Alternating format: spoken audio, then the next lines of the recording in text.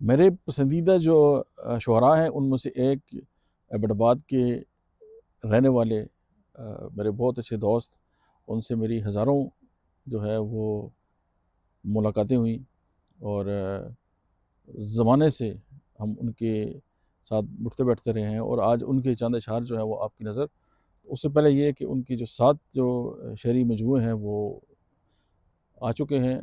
اس میں بیت میں چھید، فقیرانہ آئے، محبت استعارہ ہے، ہجر الاؤ، زنبیل،